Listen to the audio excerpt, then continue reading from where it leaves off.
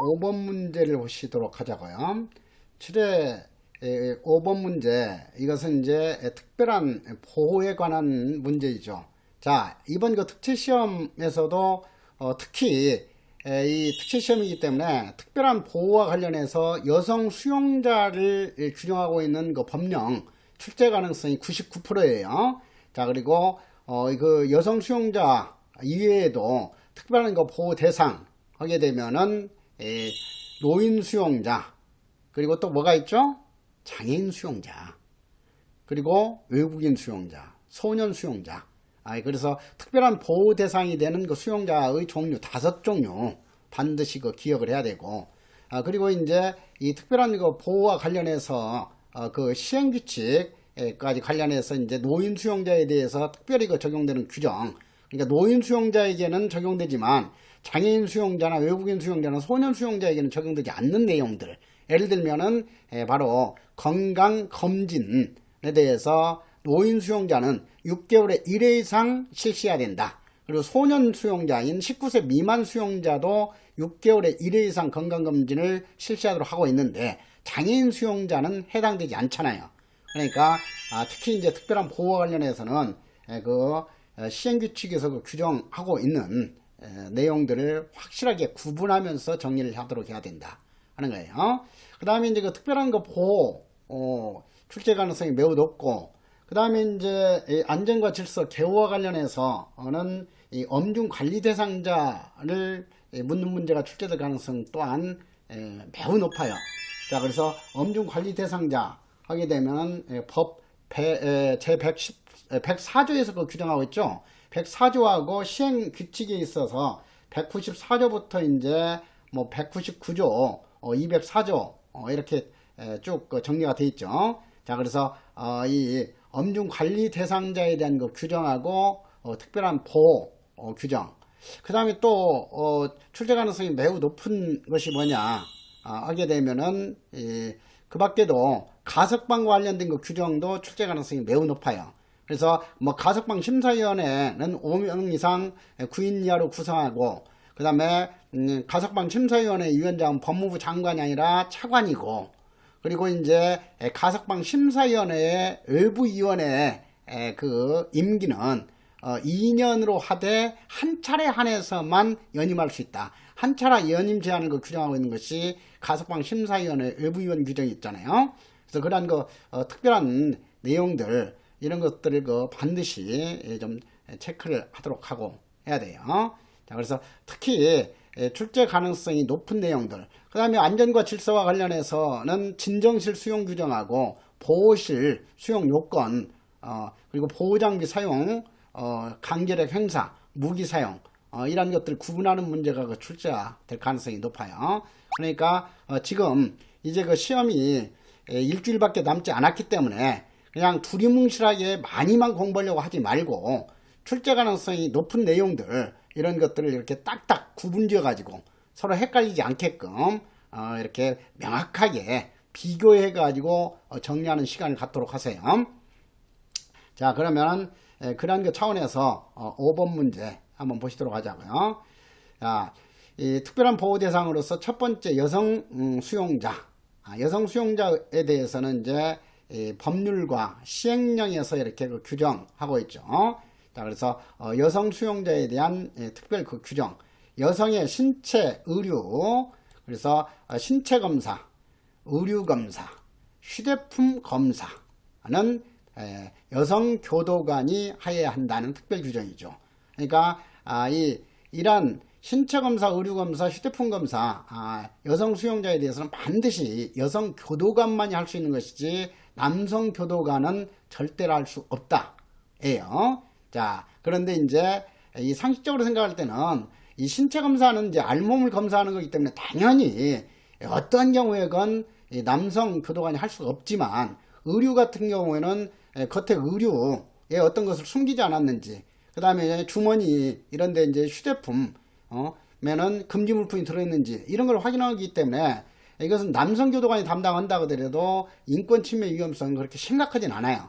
그런데 지금 현행 형집행법에서는 신체 검사 이외에도 의류 검사나 휴대폰 검사도 반드시 여성 교도관만이 할 수 있도록 하고 있다 하는 거예요. 그 다음에 이제 판례와 관련해서 좀 확대시킨다면은 여성 수용자가 생활하고 있는 거실에 대한 검사는 제한이 없어요. 그러니까 여성 수용자가 수용되어 있는 거실을 남성 교도관이 검사했다 하더라도 그것은 위법이나 위헌이 아니다 하는 거예요. 이것은 헌법재판소의 이 결정까지 나온 거기 때문에 그런 점하고도 헷갈리지 않도록 하세요. 그래서 거실 검사는 제한이 없다. 그렇지만은 의류나 휴대폰 검사도 반드시 여성 교도관만이 할 수 있다 하는 거예요. 자, 그래서 반드시 그 여성 교도관만이 실시할 수 있도록 하고 있는 것은 또 한 가지 헷갈리기 쉬운 것이 뭐예요? 바로 전자 영상 장비를 이용해서 여성 수용자 거실을 관리할 때, 개호할 때에도 반드시 여성 교도관만이 할 수 있도록 명문 규정을 두고 있죠. 그리고 여성 수용자에 대한 목욕시 개호도 반드시 여성 교도관만이 할 수 있도록 규정하고 있다 하는 거죠. 근데 이 남성에 대해서는 그런 거 특례 규정이 없어요. 남성의 신체, 의류, 휴대폰에 대한 검사는 남성 교도관이 해야 한다 하는 명문 규정은 없죠.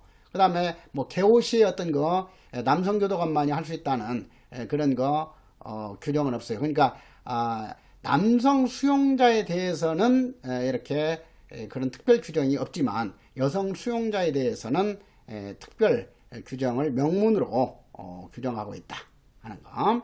자, 그 점을 이해하도록 하고.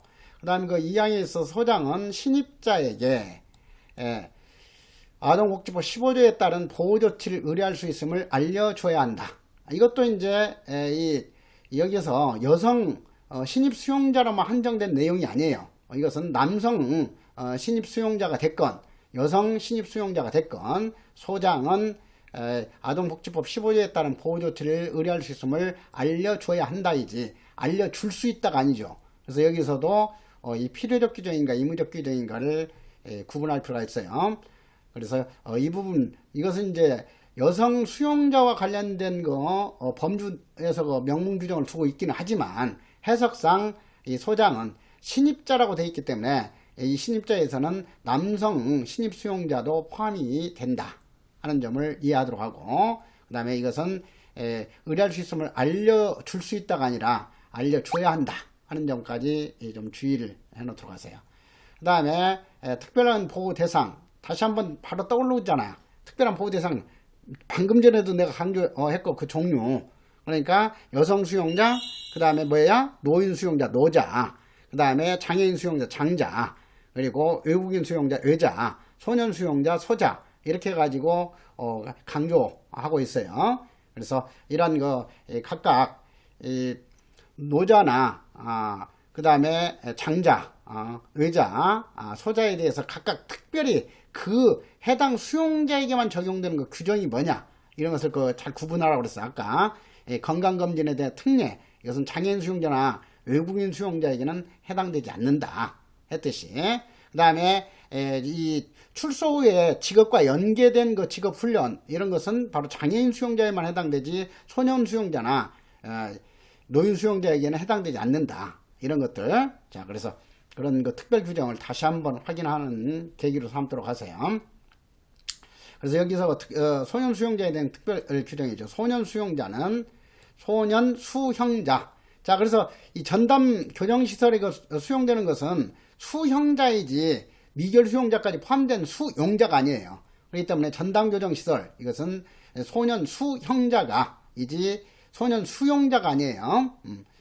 소년 수용자가 전담 교정시설이 아닌 교정시설에서 소년 수용자를 수용한 경우에는 소년의 나이, 적성, 특성에 알맞은 교육 교화 프로그램을 개발 시행해야 된다. 그러니까 이 소년의 나이, 적성, 특성에 알맞은 교육 교화 프로그램 개발 실시 시행, 이것은 전담 교정시설에도 해당되는 내용이고 전담시설이 아닌 교정시설에도 해당되는 내용이다 하는 거예요. 그렇지만은 이제 이 공동 학습 공간을 마련해야 된다 하는 것은 전담 교정시설에만 해당되는 것이지 전담 교정시설이 아닌 교정시설에는 해당되지 않아요. 그러니까 특별한 보호와 관련된 그 시행규칙 규정에서는 전담 교정시설에만 해당되는 내용인지 이것들까지 구분할 필요 있어요. 전담교정시설이 아닌 교정시설에도 적용되는 내용인지 이것을 확실히 구분해 놓도록 해라 하는 거죠. 그 다음에 장애인 수형자 전담교정시설의 장은 장애인 수형자에 대한 직업훈련이 석방 후에 취업과 연계될 수 있도록 그 프로그램을 편성 및 운영에 특히 유의해야 된다. 이것 방금 전에 강조한 그 내용이잖아요. 이게.